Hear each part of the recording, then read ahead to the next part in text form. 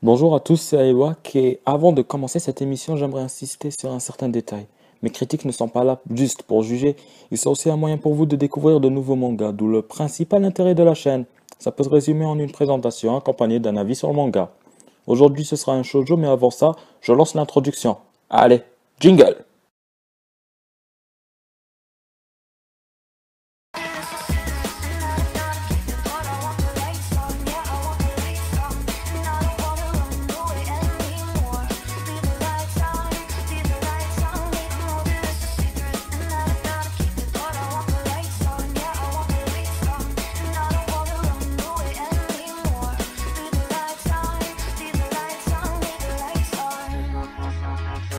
D'abord, un petit rappel s'impose.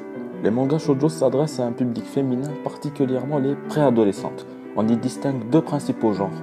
Le shoujo de romance et le mahou shoujo, plus connu sous l'appellation Magical Girl, genre sur lequel je n'insisterai pas.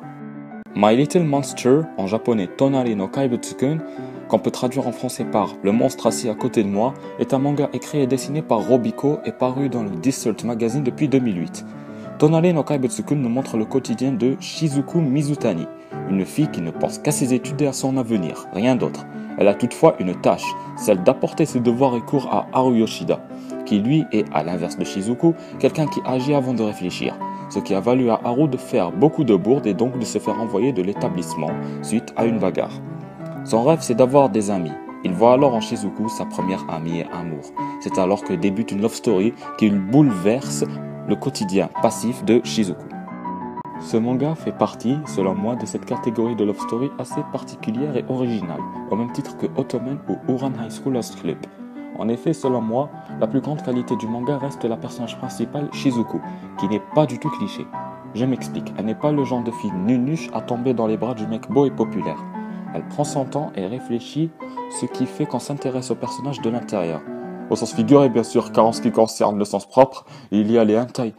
D'ailleurs, en parlant d'hentai, j'ai maté l'anime de Boku no Pico et... Ce manga est beau graphiquement. Le découpage est bon, sans toutefois être excellent, les chara-designs sont super et les proportions sont bien respectées.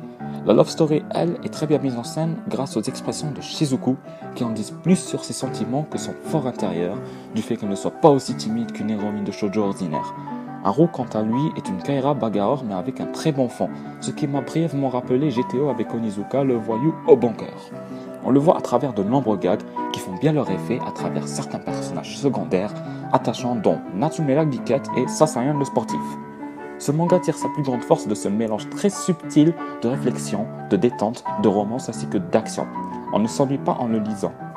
C'est un pas en avant, deux pas en arrière. L'anime également est bon, mais le manga m'a plus séduit. Mais là encore, c'est chacun ses goûts, on n'y peut rien. Bon j'espère que la critique vous aura plu parce qu'elle est à présent terminée. Si c'est le cas, le pouce bleu qui fait bien plaisir, qui récompense le boulot et qui booste, vous pouvez commenter, partager, vous abonner à la chaîne et vous connaissez la procédure. Allez, ciao!